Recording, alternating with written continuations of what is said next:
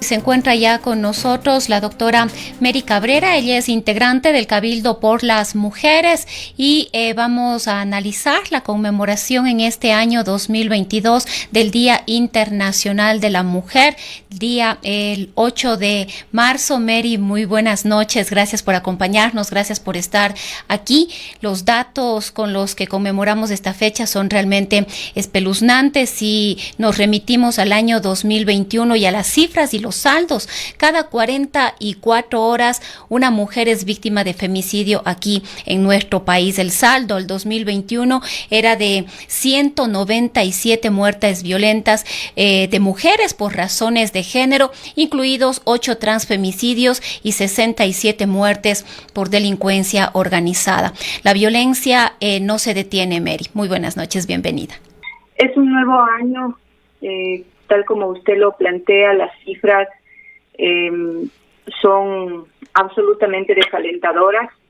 Y yo quisiera destacar algo de las cifras que acaba de mencionar. Son cifras del Observatorio Nacional de Violencia, del Observatorio de Femicidios. No son, que es un esfuerzo de la sociedad civil organizada. Pues ahí se pone en evidencia uno de los grandes deudas que tiene el país con las mujeres y con la violencia, como es la implementación total de la ley que establece la implementación del Registro Único de Violencia, que no ha podido implementarse y que si no fuera por este observatorio que sostiene la sociedad civil, liderado por la Fundación Aldea, no tuviéramos cifras, porque hay una inconsistencia de las cifras oficiales y de las cifras que se maneja desde el observatorio, justamente por esta imposibilidad de articular las bases de datos y poder tener cifras reales que nos permitan dimensionar la problemática de la violencia en el país.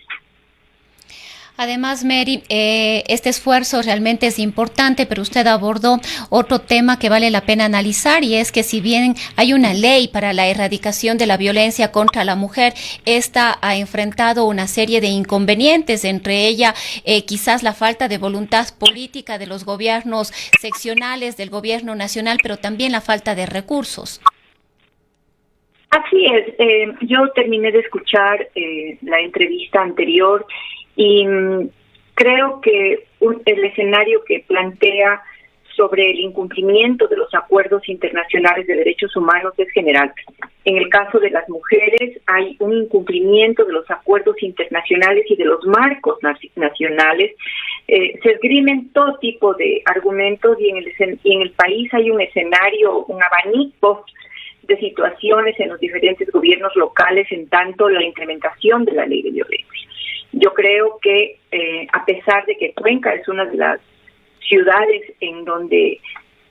se puede encontrar un nivel de institucionalidad, de respuesta, de un esfuerzo sostenido de la sociedad civil por hacer seguimiento al cumplimiento de la ley, de las ordenanzas, sin embargo no podemos decir que todo está bien. Falta todavía mucho por hacer, yo digo que el gran nudo que tenemos en el país es concretar en acciones reales lo que dicen las normas, los protocolos, las políticas, porque tenemos cada vez un mejor discurso, pero en la práctica hay una serie de barreras, de capacidades técnicas, de institucionalidad, de recursos, que no permiten que esas acciones que están previstas en las leyes se cumplan. Y se cumplan a cabalidad, y se las pueda evaluar, y se pueda hacer seguimiento a sus resultados. De eso todavía nos falta, y yo quisiera resaltar que Cuenca es de las ciudades que mejores avances tiene en el país, pero hay un abanico de gobiernos locales que ni siquiera han logrado contar con una normativa local para asentar la ley en cada territorio.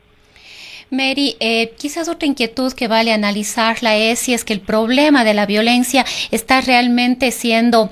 visto y atendido con una mirada integral. Me refiero a prevenir primero la violencia, la atención de casos, y quizás la deuda más grande que tenemos como sociedad, como Estado, como gobierno, es la reparación a las víctimas de violencia. Y en este contexto y ante la falta de recursos, hace muy poco pocos días, muy pocos meses, había una polémica profunda sobre la falta de recursos para las casas de acogida. Era un problema que no lograba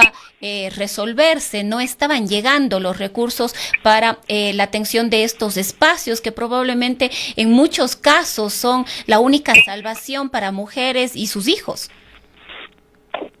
Así es que las falencias son inmensas. La ley, uno de los grandes ejes, y estamos hablando de temas muy concretos como el tema de atención integral y reparación, pero por ejemplo la ley ha invertido muy poco en prevención, y porque no se logran hacer esfuerzos sostenidos de trabajar con base a los estereotipos, a los imaginarios sociales que sostienen y reproducen la violencia contra las mujeres y las niñas. Lo vimos concretamente en la discusión de la ley que cumplía la sentencia de la Corte Constitucional, en donde con una naturalidad y una ignorancia inmensa vimos argumentar a los y las asambleístas sobre cómo justificaban la violencia con las niñas, a pesar de que los tribunales internacionales establecen que un embarazo forzado en casos de violación aplica como tortura y trato cruel, inhumano y degradante, que es un delito sancionado nacional e internacionalmente. Entonces, hay una naturalización de la violencia que no logramos superar, y creo que ahí nos toca trabajar muchísimo como país, en todos los países, para desnaturalizar la violencia. Hay otro tema que es fuertemente atacado cuando se lo pone en el debate, por ejemplo, el tema que está naturalizado en la cultura, como son los piropos. Cuando planteamos la necesidad de sancionar, de erradicar una forma de violencia absolutamente naturalizada y confundida con una forma de halago a las mujeres, es cruelmente satanizada, desvirtuado el sentido de esta reivindicación, para hablar de los grandes temas en donde se esconde la naturalización de la violencia, que luego ocasiona una serie de expresiones de violencia que están tipificadas en la ley y que demanda no solamente trabajar a nivel de los gobiernos locales, sino, por ejemplo, de todas las instituciones, de las instituciones educativas, de las instituciones de salud, que necesitan tener protocolos, normas que permitan atender integralmente la violencia. Pero lamentablemente vemos como en cada caso se reproduce cruelmente que el sistema revictimiza a la víctima, abandona a la víctima y favorece al agresor. Entonces vemos, por ejemplo, protocolos de violencia que están bien escritos, pero que al momento de implementarse, lo primero que se hace es avisar al agresor que ha sido denunciado, quién lo denunció, y todo cae sobre la víctima. Y el agresor queda como libre de culpa, ¿no? Porque hay un sistema que opera para la impunidad. Entonces creo que el 8 de marzo debería ser una oportunidad para reflexionar en que todos podemos y debemos hacer algo para frenar a la violencia contra las mujeres y las niñas, que podemos hacerlo y que necesitamos y que podemos hacer mucho más allá de los recursos también, porque, por ejemplo, reproducir frases hirientes, eventos culturales que denigran a las mujeres y a las niñas contribuye a naturalizar un clima de violencia y agresión que no nos hace bien a ninguna sociedad. Mary, podríamos decir que uno de los avances y los logros de la lucha de las mujeres ha sido contar con una normativa jurídica para de una u otra manera poder enfrentar desde la tipificación de el femicidio, poder enfrentar los casos de violencia. Nos gustaría conocer cuál es su criterio sobre la aprobación al interior de la Asamblea Nacional, del debate también, cómo se desarrolló este debate al interior de la Asamblea Nacional, luego de la disposición de la Corte Constitucional en torno a los casos de aborto por violación. Pues lamentable porque la Asamblea tergiversó totalmente el sentido de la ley y de la discusión. En la Asamblea no era si estabas a favor o en contra del aborto, sino en qué condiciones se regulaba la despenalización del aborto en casos de violación, y que en el marco de la legislación comparada de otros países y lo que ha pasado en el país, 80 años ha estado vigente la despenalización del aborto en caso de violación a niñas con discapacidad, a mujeres con discapacidad, en donde no es compatible con plazos. Sin embargo, la ley ha salido con plazos que no son reales con la realidad de las mujeres y las niñas y de la situación rural del país. Habrá que ver qué pasa con el veto, pero yo lo que quisiera resaltar ahora, más que nunca en el 8 de marzo, es que todo lo que se ha logrado y hemos logrado en términos de derechos de las mujeres nunca han sido concesiones de las estructuras políticas e institucionales, sino ha sido fruto del esfuerzo del movimiento de mujeres organizado, que genera evidencia, que genera propuestas, que genera y motiva articulaciones locales, nacionales, internacionales, para, sobre la base de la evidencia, reivindicar nuestro derecho a dignidad y a la igualdad de oportunidades, y que en este caso lo que garantiza es el derecho a decidir y el derecho a precautelar la integridad de la salud de las víctimas de violencia. Mary, para cerrar la conversación de esta noche, pues, ¿cómo enfrentar este nuevo 8 de marzo que se conmemora el día de mañana? Creo que un 8 de marzo para poner en evidencia lo que falta,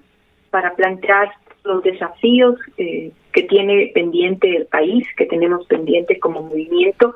y para ratificar nuestro compromiso y nuestro permanente esfuerzo por avanzar y concretar la progresividad de nuestros derechos de manera organizada, de manera sostenida, porque yo creo que lo más importante que hay para la conclusión de los derechos de las mujeres es habernos constituido como un sujeto político, como un actor social que se sostiene a pesar de todas las circunstancias difíciles que nos toca superar, como la pandemia, por ejemplo, que nos ha limitado muchísimo al accionar, y que sin embargo estamos pendientes y estamos presentes para dar seguimiento a los temas de nuestra agenda que quedan relegados a aquellos que se han implementado para garantizar que se implementen bien, y aquellos que no tienen respuesta. Por ejemplo, la crisis de cuidado producto de la pandemia, que requiere equilibrar el esfuerzo de cuidados entre el Estado, la sociedad civil y las familias. Este es un tema en el que todavía tenemos muchísimo que trabajar, porque mucho de la crisis se ha sostenido sobre la base del esfuerzo de las mujeres al interior de cada familia.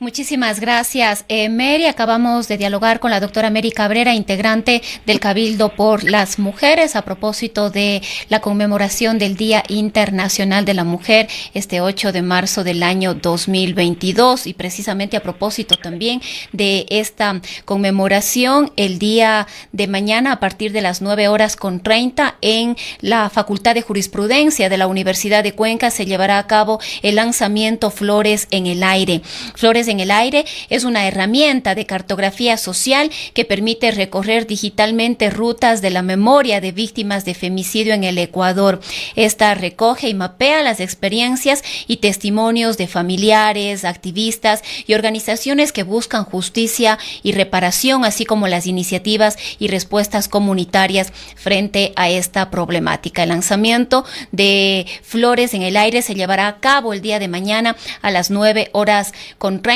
en la Facultad de Jurisprudencia de la Universidad de Cuenca. Y en otros temas, están paralizados los trabajos de